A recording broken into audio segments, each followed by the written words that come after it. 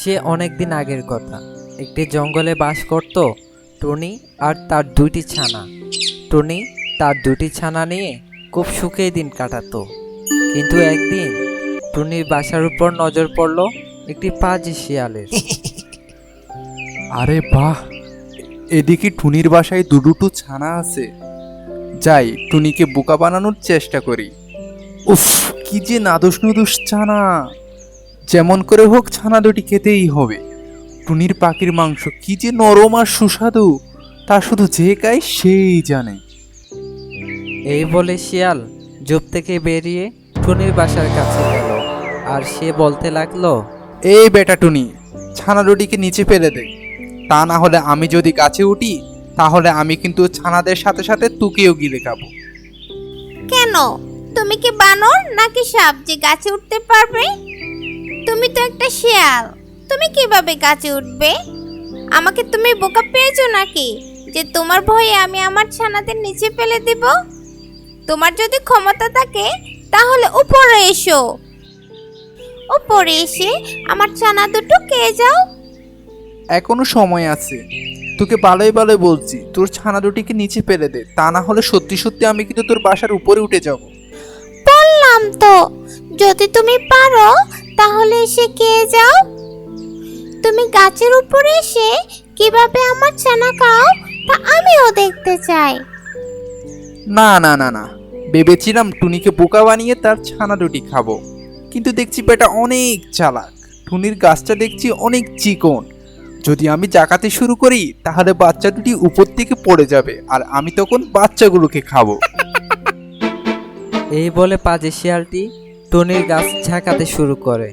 জোরে জোরে ঝাঁকানোর ফলে টুনির বাচ্চা দুটো উপর থেকে নিচে পড়ে যায় আর ধূর্ত শিয়ালটি তার বাচ্চা দুটো খেয়ে ফেলে। দেখলি তো টুনি, তোর ছানা দুটিকে কিন্তু আমি খেয়েই ফেললাম, শুধু মাঝখান থেকে তুই বেঁচে গেলি। আমি যদি সত্যি সত্যি গাছে উঠতে পারতাম তাহলে কিন্তু তোকেও গিলে খেতাম। আমি এখন যাই, তোকে না খেয়ে আমার লাভই হয়েছে। তুই আবারও ডিম দিবি আর আমি আবারও তোর ছানা খাবো। তুমি খুব বাজে একটা শিয়াল। আমার ছোট্ট ছোট্ট নিষ্পাপ বাচ্চাদেরকে তোমার কি লাভ হলো? বলো, তোমার তো পেটে ভরলো না, তাহলে কেন তুমি আমার ছানা দুটোকে খেলে? আরে বলো, তুই কি বুঝবি? আমি তোর ছানাদেরকে খেয়ে কি যে মজা পেয়েছি তা তোকে বলে বোঝানো যাবে না। এরকম মজাদার খাবার আমি আমার জীবনে খাইনি। তবে তুই টেনশন করিস না, এর পরের বারও কিন্তু আমি তোর ছানাদের খাবো। এখন এক কাজ কর, তাড়াতাড়ি ডিম পাড় আর সে ডিম থেকে মোটা তাজা বাচ্চা তৈরি কর। এ কথা বলে শিয়াল সেখান থেকে চলে গেল আর টুনি মন খারাপ করে বাসাতে বসে থাকলো এবং সে কান্না করতে লাগলো। এই ঘটনা ঘটার বেশ কিছুদিন হয়ে গেল। একদিন শিয়ালটি বাসায় বসে ঝিমাচ্ছিল। হঠাৎ শিয়ালের টুনির কথা মনে পড়ল। আরে, টুনির ছানাদের খেলাম তো অনেক দিন হয়ে গেল। এর মধ্যে মনে হয় টুনি আবার ডিম পেড়েছে, আর ডিমগুলো ফুটে ফুটে বাচ্চাও হয়েছে। যাই একবার টুনির বাসায় একটু উকি দিয়ে আসি। আমাকে দেখে হয়তো টুনি বাচ্চাগুলো লুকিয়ে ফেলতে পারে, তখন আমার কপালে কিছুই জুটবে না। এই বলে শিয়াল রওনা দিল টুনির বাসার উদ্দেশ্যে। এদিকে টুনি আরো দুটি ছানা ফুটিয়েছে। আগের মতো টুনি তার ছানাদের পাহারা দিচ্ছে। দুষ্ট শিয়াল ঝোপের আড়াল থেকে দেখতে লাগলো। টুনির বাসায় আগের মতো নাদুস নুদুস দুটি ছানা আছে। ছানা দুটো ভারী মিষ্টি। আরে, ওই তো টুনির দুটি ছানা।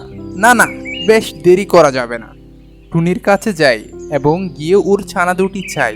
ভালোই ভালোই যদি দিয়ে দেয় তাহলে আমি ওকে কিছুই বলবো না, আর যদি না দেই তাহলে আগের মতো গাছ চাকুনি দিতে শুরু করব। তাহলে একা একা ছানাগুলো নিচে পড়ে যাবে। এই বলে শিয়াল ঝোপের আড়াল থেকে বেরিয়ে আসে আর টুনির কাছে গেল এবং টুনিকে ভয় দেখাতে লাগলো। কিরে টুনি, তুই দেখি আবারও দুটি বাচ্চা দিয়েছিস? আরে, তোকে বলছিলাম না আমি আবার আসবো? ছানা দুটিকে নিচে ফেলে দে, আমার পেটটা চুচু করছে। তোমার কাছে হাত জোর করে মিনতি করছি, আমার ছানাগুলোকে খেও না। আমার ছানা দুটো নির্দোষ এবং নিষ্পাপ। তোমার কি ক্ষতি করেছে ওরা? তুমি ওদেরকে খেও না। কমসে কম এই ছানা দুটোকে ছেড়ে দাও তুমি। এখনো কিন্তু সময় আছে, আমি তোকে ভালোই ভালোই বলছি। ছানাগুলো এক্ষুনি নিচে ফেল। আর কাকুতি মিনতি করে কোনো লাভ হবে না, আমি তোর ছানাগুলোকে খাবোই খাবো। আমি তোমার কাছে হাত জোর করে ভিক্ষা চাইছি।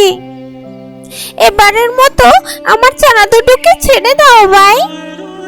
আমার ছোট্ট দুটি নিষ্পাপ বাচ্চা, এদের বাঁচার সুযোগ দাও এবার। বুঝতে পেরেছি, সোজা কথাই কাজ হবে না। এই বলে শিয়াল টুনির গাছ ঝাঁকাতে শুরু করে। জোরে জোরে ঝাঁকানোর ফলে তার ছানা দুটো উপর থেকে নিচে পড়ে যায়। তারপর শিয়াল তাদেরকেও খেয়ে নেয়। তারপর শিয়াল তার আস্তানায় চলে যায়। টুনি সেটা দেখে মন খারাপ করে বাসায় বসে কান্না করছিল। পরের দিন সকালে টুনির বান্ধবী কাক চলে এলো।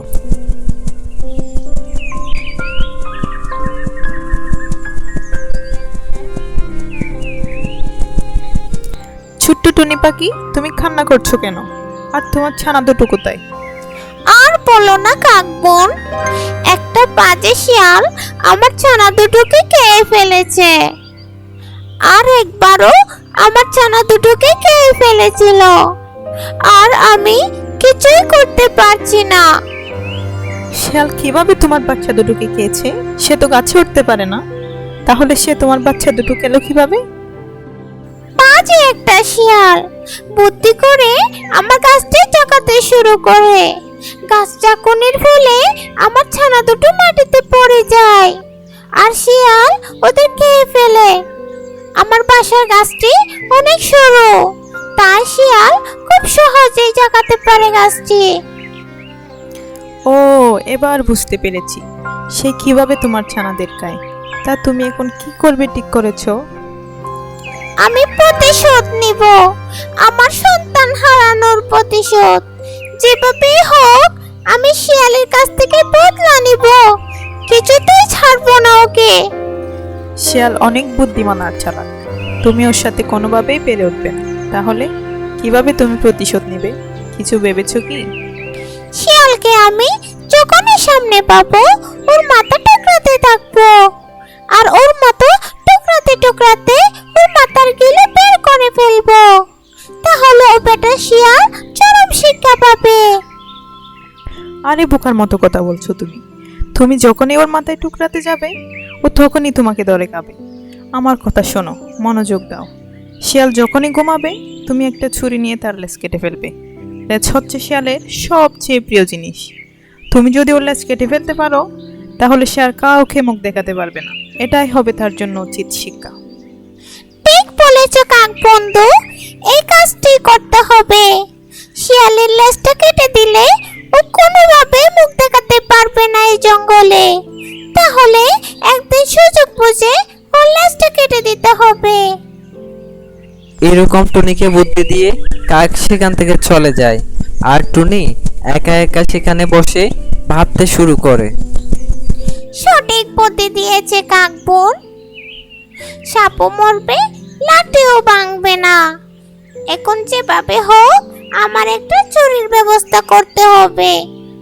শিয়ালের লেজটা কেটে দিলে ও কাউকে মুখ দেখাতে পারবে না। তাহলেই হবে শিয়ালের উচিত শিক্ষা। এই বলে টুনি পাখি পাশের গ্রাম থেকে ছুরি জোগাড় করতে যায়। আর একদিন শিয়াল খাওয়া দাওয়া শেষ করে আরামসে ঘুমাচ্ছিল। তখন এই টুনি সেখানে একটি ধারালো ছুরি দিয়ে শিয়ালের লেজটা সুযোগ বুঝেই কেটে দিল। আর টুনি দেরি না করে সেখান থেকে উড়ে যায়। উরে বাবারে, টুনি দেখি আমার লেজটা কেটে দিল। আমি কি করব? লেজ ছাড়া এই জঙ্গলে আমি মুখ কিভাবে দেখাবো, কিভাবে বেরোবো? আমার তো মান ইজ্জত কিছুই রইলো না। লেজ ছাড়া তো আমাকে জুকারের মতো লাগছে। এই বলে শিয়াল লজ্জায় মাথা নিচু করে আর দূরে কোথাও লুকিয়ে পড়ে। ইসলামপুর নামের একটি ছোট্ট গ্রামে বাস করত এক বুড়ি। বহু বছর আগে তার স্বামী মারা যায়। তার কোনো সন্তানও না থাকায় বুড়িকে একা একা জীবন যাপন করতে হতো। তবে তার বাড়িতে ছিল কিছু পশু পাখি। তাদেরকে লালন পালন করে বুড়ির সময় চলে যেত। বুড়ির ঘরের একটু সামনে ছিল একটি কামার। সেখানে অনেক ধরনের মুরগি ছিল, যার কারণে বুড়ির কোনো ধরনের অভাব ছিল না। প্রতিদিন মুরগি যা ডিম দিত তা বিক্রি করে বুড়ির সংসার চলে যেত। কিন্তু বুড়ির একটা দুঃখ ছিল, আর সেই দুঃখটা হলো প্রায় রাতে বুড়ির কামার থেকে শিয়াল ঢুকে মুরগি চুরি করে নিয়ে যেত। বুড়ির বাড়ির পিছনে ঘন কালো একটি জঙ্গল ছিল, যেখানে বাস করত কিছু শিয়াল। গভীর রাত হলে তারা ডাকাডাকি শুরু করে দিত। ধরবো মুরগি কপা কপ, খাবো মুরগি কপা কপ, পালাবো আমি গপা গপ, যদি পড়ি ধরা হা হা হা হা হা।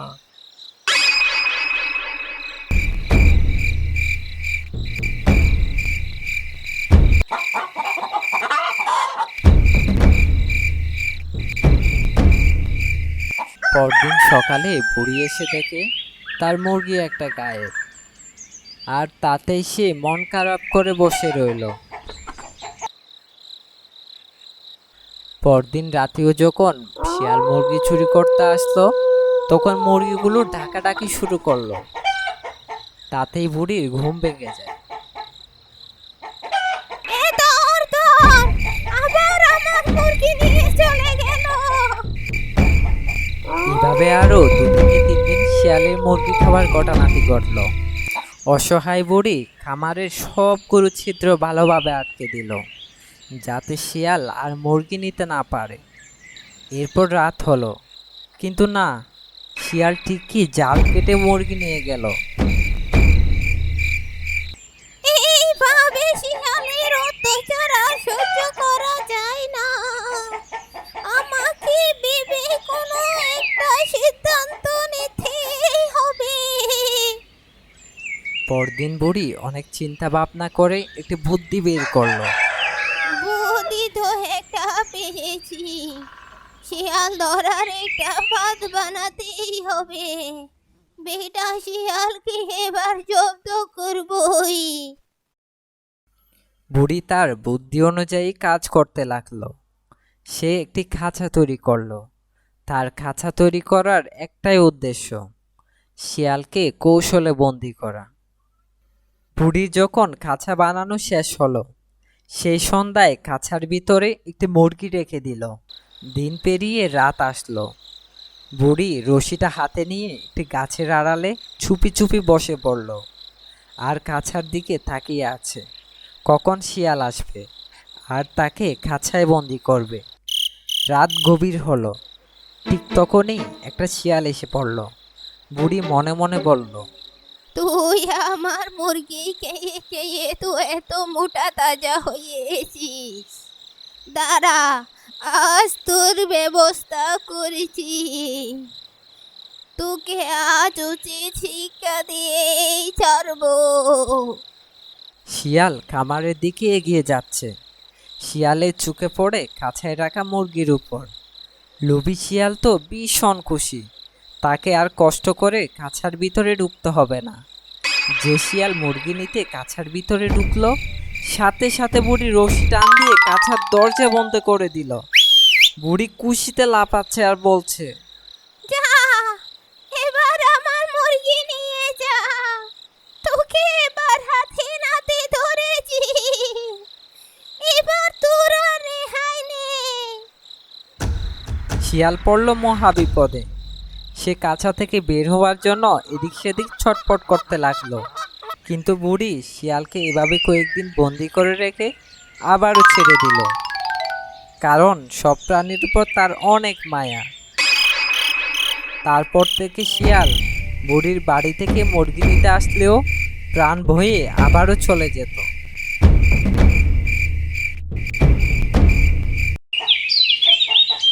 বুড়ির এখন মহা খুশি, আর কোনো সমস্যা নেই তার।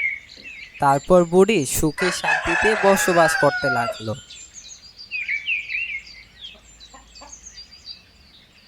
আমাদের ভিডিওটি যদি আপনার ভালো লেগে থাকে তাহলে সাবস্ক্রাইব করতে ভুলবেন না কিন্তু।